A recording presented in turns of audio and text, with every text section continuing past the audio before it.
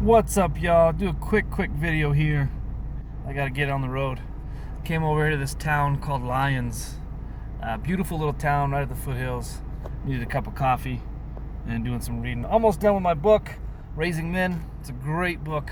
Highly recommend it. Easy to read. Helps me want to get after it more as a father, which we all need, right? Our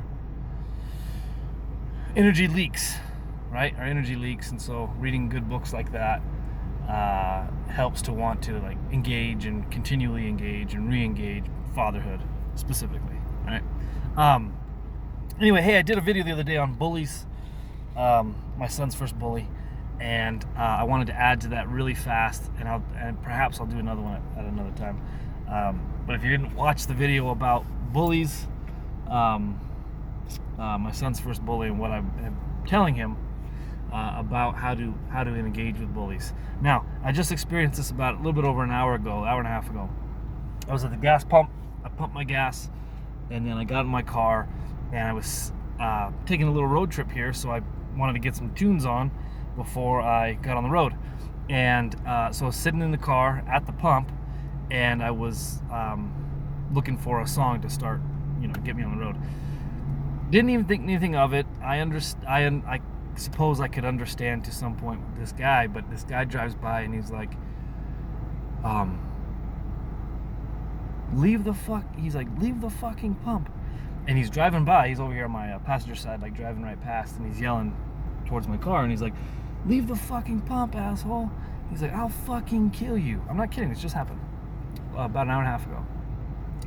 And then he pulls off to the side of the little parking lot there, the gas station, and he gets out of his car, and the guy was disheveled. He looked like shit. Clearly he's having a rough time. It's not the gas pump, is it? It's other things, and I just happen to be the guy that he's letting it go on. And he starts walking towards my car, and I know how this stuff goes, right? This is my world. This is the type of people I work around all the time. Very aggressive, agitated, angry people. Not my first fucking rodeo, right?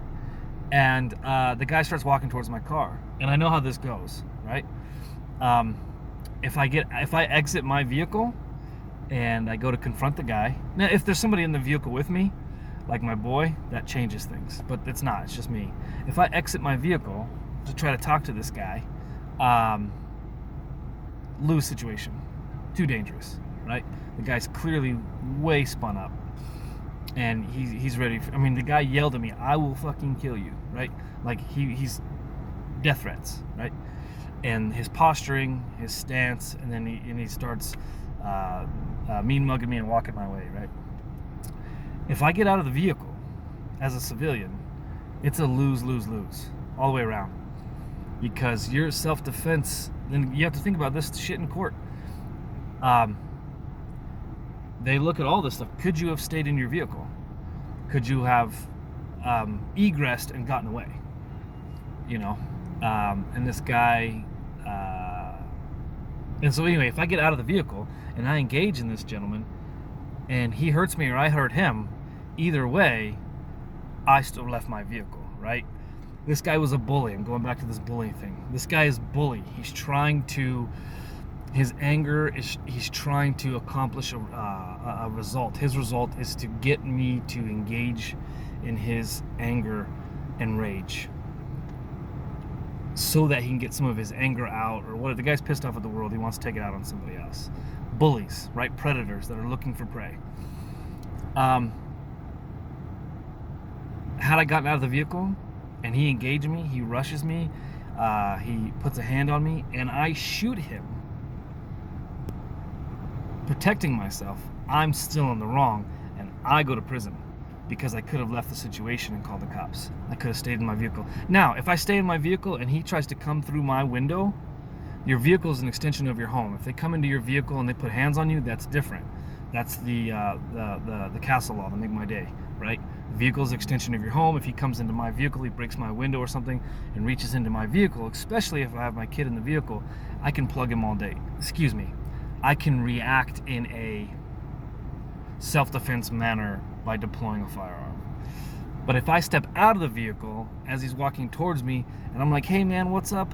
What do you want to do about this? Blah, blah, blah. And I engage in that bullying situation.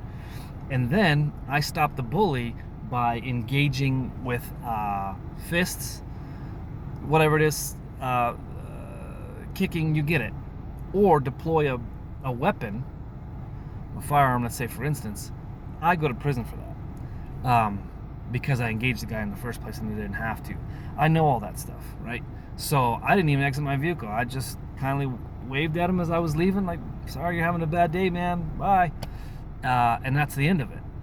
So when you're talking about my kid or children with bullies, the risk is low, right? You're at school, you get in a fight with a bully, you go to detentions, parents are talked to, whatever, right? This is why this is important to get this stuff right, teaching your kids now about bullies, that there are more often than not in those situations times where you don't have to engage. You don't have to engage. You don't have to. If you don't have to, don't do it. And you won the altercation. This guy threatened my life for parking at a pump for no reason. The man threatened to kill me. And as an adult, if you're thinking cognizantly, you realize I don't have to engage. I don't have to. And nothing will go right for me if I engage with these bullies, right? So, what are your thoughts on that? You know, again, learning to raise kids, but then also like boys, men in particular. Yeah, you can't let people bully, you can't let people push you around, but you need to know the difference. You need to know the difference. Because as an adult, the stakes are much higher. And if you defend yourself from a bully, you could get in a lot of trouble. And I mean lawsuits and so on and so forth, right? The stakes are much higher. And so, again, as an adult and as an adult male in a less than friendly adult male world, you can't engage in most things. You can't. And you need to have the wherewithal to not engage in bullying, right? Because the stakes are too high. Even if you're the good guy, not the aggressor, you still get in trouble for it. We live in a very hug-a-thug culture, hug-a-thug society, and believe it or not, thugs have more rights than most individuals. So, I don't know. Watch my video on bullying. I don't know, am I right, am I wrong? And then also teaching our children, particularly our sons, to hold masculine frame and to not engage in somebody trying to drag you into deep water, someone trying to drag you into deep water and destroy you. If you don't have to engage in that, don't do it. Save yourself peace, quiet, and freedom, man. As a peace-loving American, peace-loving adult male, peace, quiet, and freedom, man. Peace, quiet, and freedom all the way around. Don't engage if you don't have to. The guy startled me. You know, it startled me. Guys yelling through my window. You know, keep your calm, keep your cool, and don't engage if you don't have to, right? What do you think? Should we be teaching our children this as well? Blessings, guys.